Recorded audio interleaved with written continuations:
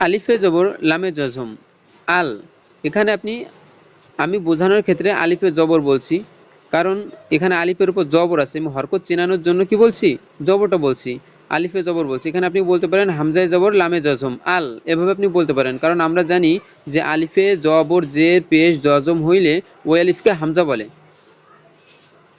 এভাবে আপনি পড়াইতে পারেন যে হামজায় জবর লামে জজম আল অথবা আপনি বলতে পারেন আলিফে জবর লামে জজম আল।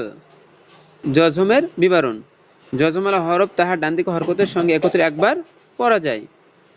হায়ে জবর মিমে জজম হাম, হায়ে জবর মিমে জজম হাম।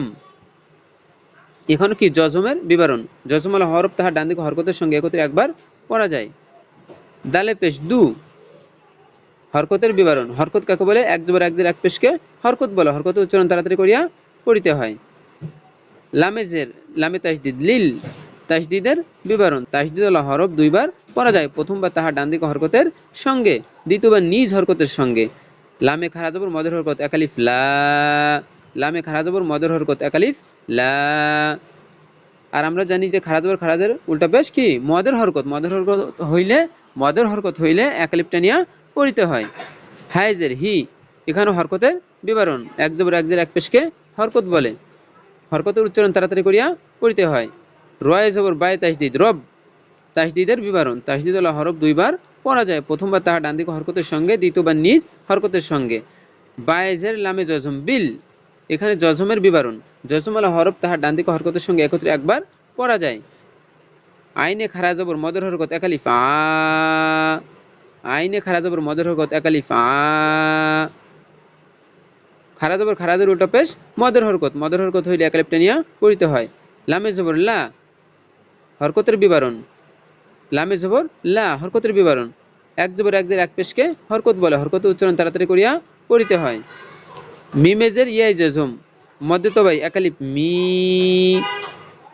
মধ্যে তবাই জের বাম পাশে জজম আলা ইয়া মদের হরফ হইলে ডান দিকে হরকতকে একালিফটা নিয়া পড়িতে হয়।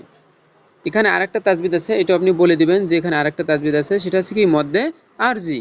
আর আমরা জানি যে মদের হরফের বামের হরফে অক্ফ হইলে মধ্যে আরজি, ডান দিকে হরকতকে তিন আলিফটা নিয়া পড়িতে হয়, এভাবে আপনি বলে দিবেন।